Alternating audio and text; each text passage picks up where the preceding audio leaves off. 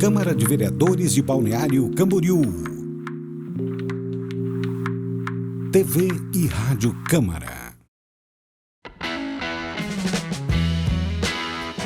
Vai Dar Política.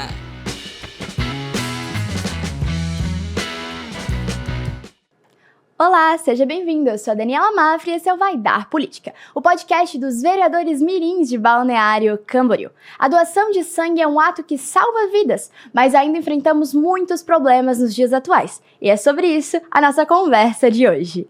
E para isso estamos recebendo nos estúdios da Rádio Câmara o diretor de enfermagem do Hospital Ruth Cardoso, Bruno de Oliveira Lopes. Seja bem-vindo, Bruno. Olá, tudo bem? Muito obrigado pelo convite para a gente falar de um assunto tão importante. E apresento também vocês, os nossos parlamentares mirins, Emily e Davi, mas eu vou deixar que vocês se apresentem. Oi, gente, eu sou a Emily Victoria, represento o Sanhariribá e é um prazer estar aqui com vocês hoje.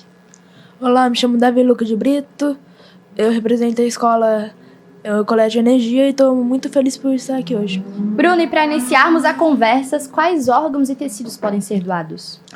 Então vamos lá, quando nós falamos de um processo de doação de órgãos, é importante falar que muitos órgãos podem ser doados. Grande parte deles, os mais comuns, são órgãos como coração, rim, fígados e também o globo ocular, o olho que nós conseguimos utilizar. Muito legal, eu não sabia. E o olho, você fala? O olho mesmo, o olho. O globo ocular consegue e ele se transplante e ele permite pessoas aí retornarem à visão nesse momento. Não sabia disso. Uma boa curiosidade. Mas bom, quem pode ser um doador de órgãos e tem uma idade máxima ou mínima para doar? Hoje em dia não existe uma idade mínima, nem uma idade máxima que a gente consiga fazer essa doação. O que acontece é a condição que o paciente tem. Então nós podemos ter uma doação de uma criança, um recém-nascido, como de uma pessoa mais idosa. O corpo dele precisa estar bem para que esse órgão possa ser utilizado em uma outra pessoa. Legal, gostei bastante. Existem alguns tipos de óbitos que são mais comuns das pessoas doarem órgãos e quais seriam os critérios, doenças, etc. Hoje, grande parte do processo de doação, as pessoas são pessoas que vieram a ter alguma doença, algum problema em nível do cérebro, como um AVC, por exemplo, e traumas de crânio, a nossa região, até pela própria BR que tem aqui, nós temos diversos acidentes mobilísticos, o que leva a pessoa a ter uma lesão cerebral. Nossa. E aí a primeira indicação clínica para a gente ter essa abertura do protocolo de morte cerebral. Nossa. Ok. Bom, como uma pessoa pode se tornar um doador de órgãos? Ou é preciso ter um documento especial ou só avisar a família e os familiares? É muito legal que as pessoas acabam elas desconhecem que hoje, para que a pessoa possa ser um doador, basta ela conversar com o familiar. A autorização de doação de um órgão, ela parte da família. Então, as pessoas que têm o interesse em doar já precisam ter esse diálogo, ter essa conversa com a família para que somente um familiar pode fazer essa autorização. Hoje não existe nenhuma lei, caso eu tenha um documento assinado que garanta que esse órgão vai ser realmente transplantado.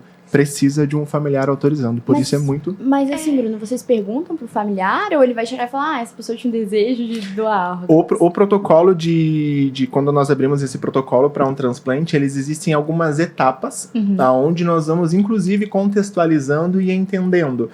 Primeiro nós fazemos como se fosse realmente um filtro para ver se o paciente ele é elegível para um processo de doação. A partir deste momento, nós começamos um processo que leva em torno ali de até o seu término de 48 horas, que são abordagens com a família, tentando compreender se em algum momento o familiar trouxe essa necessidade em vida. Como é um assunto muito delicado, nós vamos realmente sentindo até onde nós conseguimos avançar. Mas o assunto a gente vem introduzindo um pouco sobre transplante de forma gradativa. Sim, com certeza, porque deve ser um choque muito grande para a família, Ninguém está preparado para a gente falar de óbito ou falar de um ente querido que acabou vindo a óbito, Ninguém. É uma coisa bem difícil. Mas eu não entendi muito bem a parte, a pessoa... como é que eu posso explicar?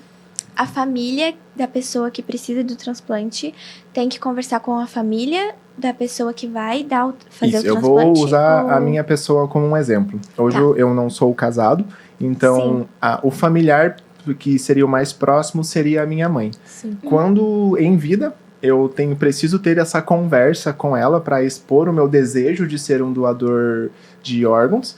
E quando acontecer de caso eu ser elegível, é ela em que tem que autorizar o hospital. Então o hospital irá abordar a minha mãe para ver qual vai ser a decisão dela frente à doação. Se mesmo a minha mãe falando que não aceita, mesmo eu falando para ela que eu gostaria de ser um doador, mas ela falar que não aceita esse momento de doação, é a vontade dela em um momento em que é respeitada. Então é por isso que é muito importante a conversa, porque hoje quem fica em vida é o seu familiar que vai decidir afinal por você ou não. E você tinha comentado que vocês analisam, né, como é que tá a situação no corpo da pessoa, mas, por exemplo, se eu tinha alguma doença em algum órgão, mas eu não iria doar ele, eu iria doar outro, dá pra fazer? A nossa comissão, ela é formada por uma equipe de vários profissionais, então nós temos hoje 2 médicos, 4 enfermeiros que nós fazemos parte desta comissão, e existe uma equipe técnica por trás que fica em outras cidades. A primeira coisa que a gente faz para fazer uma avaliação é o estado de saúde deste indivíduo. Então, obrigatoriamente, o órgão a ser transplantado ou um órgão que nós iremos investigar, como por exemplo um rim, ele precisa estar saudável. Sim. O segundo ponto, o corpo do paciente precisa estar saudável. Doenças como, por exemplo, que possam desenvolver no próximo corpo são contraindicados. Então, digamos que eu fui a óbito e eu tinha algum tipo de câncer. Isso pode ser uma contraindicação porque já é uma doença que existe dentro do meu corpo. Então, essa análise ela é feita tanto do órgão em específico quanto da condição clínica do portador, né? Sim, com Entendi. certeza. Posso fazer uma pergunta? Uhum. Tirando fora do contexto, esqueci. Mas tá. Tipo assim, se uma pessoa, ela precisa de um transplante e tem aquela fila para as pessoas darem um transplante. Se todas as pessoas que têm para dar o transplante, tipo, não é compatível, mas uma pessoa é compatível, mas ela tem um problema, teria como, tipo, a pessoa que quer dar o transplante, fazer o transplante mesmo com o problema no lugar, no órgão onde ela vai transplantar? Quando nós estamos falando de um transplante de órgãos, nós avaliamos os dois. De quem nós estamos retirando o órgão e de quem irá receber obrigatoriamente este órgão. Esta fila que tu trouxe, o paciente está lá na fila, quando chega no momento dele, o próprio corpo clínico do transplantes, do SC Transplantes, vai fazer a avaliação para ver se esse indivíduo tem a capacidade ou não de receber este órgão. Caso eles entendam que ela está numa condição desfavorável, ela fica aguardando no próximo momento até ela estar estável, passa-se ao próximo da fila no momento, mas ela não retorna. Ela se mantém ali até que a gente consiga ter um estado saudável para ela receber. Ah, entendi. Então depende tanto do paciente que está doando quanto do paciente que está recebendo. dois. Ambos precisam estar fisiológica, né, o corpo bem para receber. Ah, entendi. Legal. Bem, se a pessoa não deixou nada escrito, a família pode decidir doar os órgãos? E também, o que acontece quando alguém quer doar, mas a família não autoriza? O que acontece é realmente, se a família não autoriza, não acontece o processo de captação. Então é muito importante que as pessoas falem. E independentemente, se você não avisou a sua família e o seu corpo for elegível, nós iremos começar uma conversa, iremos abordar a sua família de uma forma muito ética, muito respeitosa, porque afinal de contas nós estamos trabalhando num processo de dor e é o amor de alguém. Mas assim, Bruno, se a minha família, não autorizou, mas chega uma amiga minha e fala que em vida eu falei que eu queria doar órgãos, que ela tem um vídeo meu falando isso. Aham. Não conta mesmo assim, Não. tinha que ser alguém da minha A família. responsabilidade legal é realmente dos seus familiares. Mas as pessoas mais próximas, pai, mãe. Pai, mãe, se você for uma pessoa adulta que tenha um casamento, e aí em algum momento onde nós temos alguma pessoa que ela não tem nenhum responsável legal, e aí nós podemos utilizar de meios judiciais para tentar tem assistência social do próprio hospital para tentar coletar algum responsável. Mas amigos próximos, eles não têm o poder de decisão ainda. Tá, entendi. E outra coisa, diretor, como é que funciona o processo de doação de órgãos no Brasil e o que é o Sistema Nacional de Transplante? O Sistema Nacional de Transplante, ele é literalmente para que aconteça uma padronização e não tenham pessoas que sejam mais favorecidas ou menos favorecidas. É um dos princípios do SUS, né, da universalidade, que todos tenham um acesso integral. Então, eu posso ter algum órgão aqui que seja compatível, por exemplo, com um paciente lá do Rio Grande do Sul. Esse órgão, obviamente, se tiver as condições, será transplantado até um outro estado. Essa logística acontece por cada estado tem os seus representantes. Então, o SC Transplante, ele organiza e é uma logística bem complexa, porque ela começa a partir do momento em que a gente efetivamente abre uma intenção desse protocolo de morte cerebral até a efetividade finalizando com a captação ou não.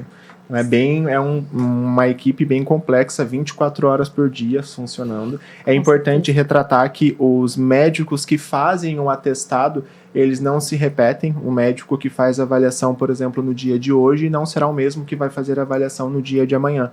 É justamente para que a gente consiga ter mais de uma opinião médica. Sim. E depois nós temos ainda um neurologista. Então, são várias etapas que nós cumprimos, protocolos, para que ocorra tudo da melhor forma. Bem diferente. Mas existe fila de espera para quem precisa de transplante? Como ela funciona?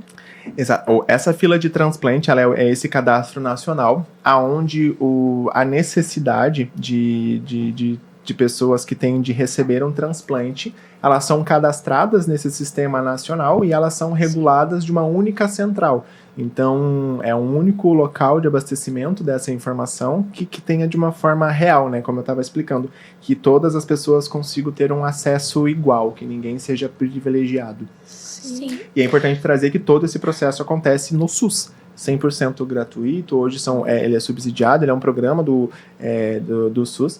E Santa Catarina, agora, anteontem saiu até uma reportagem que nós estamos o estado número 1 em conseguir fazer os transplantes. Nós estamos com um modelo de referência aí da Europa, então conseguimos bater o estado número 1 em transplante e a nossa taxa de recusa de transplante é um índice muito também baixo. Aceitável, é baixo. Que é muito bom para nós, que a gente tem conseguido converter muitas vidas, né? É maravilhoso saber isso. Maravilhoso. Provavelmente, né, com certeza, a gente é um reflexo, assim, pro resto do Brasil. É um estado que tem se tornado referência realmente nacional e nós conseguimos trazer a importância que o que nós trazemos, que as pessoas acabam não querendo falar sobre isso, mas quando nós entendemos que a vida, ela cessou, ela não tem mais o que ser feito em um corpo, ela ainda pode ser compartilhada em outras vidas. Exato. Sim. Ai, parabéns.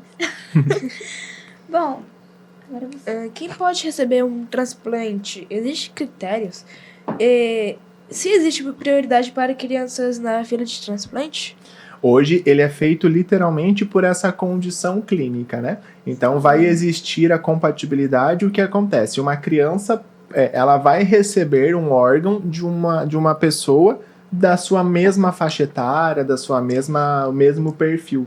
Então, é feito um alinhamento de informações de quem está doando, de quem está recebendo, cruza-se essas informações e aí, diante disso, vê quem que é o elegível para. Mas existe essa fila, né? Tudo respeitado, bonitinho. Legal. Então, tipo, se uma pessoa mais velha for doar para uma criança de 9 anos, não tem como.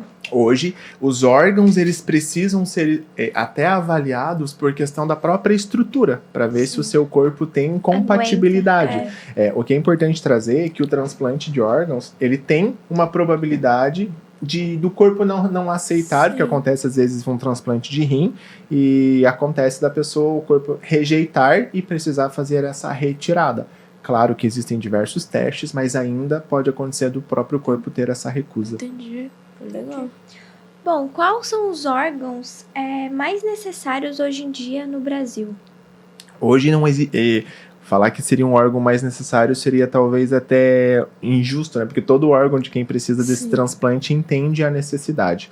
Quando a gente fala de importância, O coração, ele tem uma representatividade muito grande, até porque é um órgão não tão simples de nós conseguirmos fazer, porque ele tem toda a sua especificidade de tempo. Sim. Mas aqui em nossa região, principalmente, o que nós mais temos a presença é doação de fígado e doação de rim. Legal. Bem, a doação pode acontecer em qualquer hospital ou só em centros especializados? Os hospitais em que obrigatoriamente fazem esse processo, eles precisam, em alinhamento com as esferas estaduais, ter a comissão, que a gente chama de CHT, que é a Comissão Hospitalar de Transplante. Entendi. Uma vez que existe instituído dentro desse hospital essa comissão, este grupo ele recebe diversos treinamentos, orientações, até para conseguir desenvolver um processo aí correto da transplante, a abordagem, como eu disse, é tudo muito técnico e muito direcionado. Bruno, e para finalizar, como que é o panorama de doação de órgãos no nosso município? Hoje aqui na nossa região, até o mês de agosto, nós tivemos 6 possibilidades de doação, que nós chamamos de potenciais doadores. Destes 6, 2 foram contraindicados por questões de saúde. Sim. 2 nós conseguimos converter neste momento. E 2 nós não tivemos a efetividade. A família decidiu por, no momento, não seguir com a doação, mesmo entendendo de todo o processo, mas eles tinham já uma cultura ali deles, que eles já tinham um direcionamento e decidiram não. Quando nós olhamos para esse panorama, está sendo muito favorável. Como eu trouxe, né, Santa Catarina tem se destacado como referência em transplantes aqui em todo comparado em nível nacional, e Balneário Camboriú tem também conseguido aí avançar. Nós temos feito um grupo bem consolidado, uma equipe bem forte e atuante para que a valorização à vida permaneça, e que isso seja feito de uma forma com muito respeito. Que é muito importante, né? A gente acredita que agora com o podcast as pessoas vão entender um pouco melhor de como é bom. E eu acredito que talvez até nos mirins. E a importância de falar disso desde o início da infância e adolescência. E entender que quando a gente fala disso é algo inevitável. Então nós tentamos fazer com que isso seja da forma mais tranquila possível. São vidas que são salvas, né? São vidas que são salvas. É muito importante. E infelizmente o nosso programa de hoje está chegando ao fim. Eu quero agradecer a sua presença, Bruno. Muito Imagina, obrigado eu. E também a presença dos nossos vereadores mirins. Obrigada, gente. Foi um prazer. Muito Obrigada. Obrigada, foi um prazer ter essa conversa com vocês hoje, com você, Bruno, com a Dani, claro. E agradeço por estar aqui, né, com os dois. Eu também, o mesmo, né, agradeço por estar aqui, agradeço por vocês. Eu aprendi bastante sobre doação de órgãos. Eu tô muito feliz, eu fico muito feliz por aprender isso com vocês. Foi realmente um podcast de muito aprendizado. Sim. Então, ouvintes da Rádio Câmara BC, esse foi o nosso Vai Dar Política de hoje. Nos acompanhe também pelas plataformas digitais, Deezer, Spotify, YouTube e, é claro, o site da Câmara BC. Muito obrigada e até o próximo Vai Dar Política. Vai Dar Política.